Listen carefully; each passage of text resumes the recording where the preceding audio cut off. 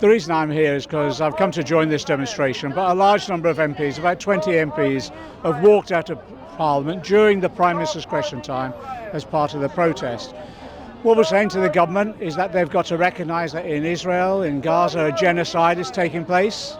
We've got to stop this government arming Israel, in particular providing the parts to the F-35 bombers that is killing so many civilians and including children. But also that they need to recognise the Palestinian state immediately as part of the peace process now. Time and time again we've been raising these issues in Parliament. There's been some moves by the government, but nothing near enough. The arms are still going, the bombers are still bombing as a result of the parts that we're supplying from this country. That's not good enough. And the government still will not recognise that this is a genocide. So we're saying now we need to take firmer action, both in terms of the process that we did, but also in Parliament as well. And that's what this is part of. People are not going away. They're still campaigning. They're still demonstrating. They're still putting pressure on their MPs.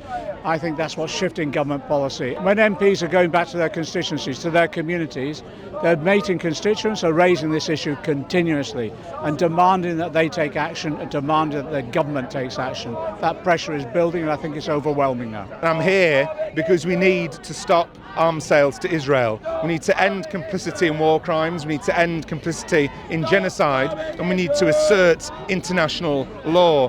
How many more Gazan children need to die before the government does the right thing and treats Israel like it's treated Russia? The government brought in widespread sanctions on Russia and Putin following their unlawful invasion of Ukraine. Why can't they do the same in relation to Israel? They know what to do, they should do it. And that's one of the reasons that I've brought a bill to Parliament to ban arms sales to Israel and also to bring wider sanctions on Israel. We're talking about an end to all arms sales, direct and indirect. We're talking about banning trade with settlement goods. We're talking about taking real sanctions against Israel in order to pressure the Israeli government to stop the war crimes and stop the genocide. Asking and condemning is not enough. No one believes that will shift the Israeli government. They need to be forced to end the war crimes because otherwise international law is completely torn up. So I think more and more MPs want to see this kind of action because they know in their hearts it's morally wrong and they're deeply unhappy that the government isn't doing what's right. And it's so infuriating to see a government foreign secretary stand up and be very clear about Russia's war crimes, and then in the statement that follows it merely minutes later, can't bring themselves to say, these are war crimes, this is genocide, and we're going to do something about it. And words aren't enough.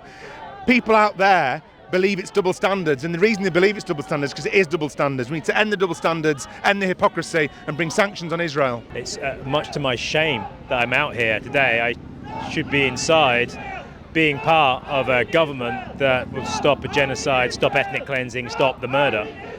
But it's not doing that. It has harsh words for Israel, but it doesn't actually do what it needs to do, which should be an arms embargo, a complete arms embargo, and it should be economic sanctions.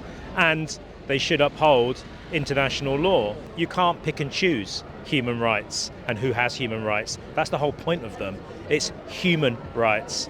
Gazans are human beings, and when you degrade one set of humanity, you degrade all of humanity. And the moment we forget that, it's a dark day for all of us. There are many millions of people around the world, billions, who are looking at what's happening in Gaza and thinking, where will that fall next? Where will that happen next? I'm ashamed. And Keir Starmer should know better. Despite popular opinion, MPs are human beings, and we have feelings and we have passion and compassion. And I think lots of them in there show that. I think some are scared.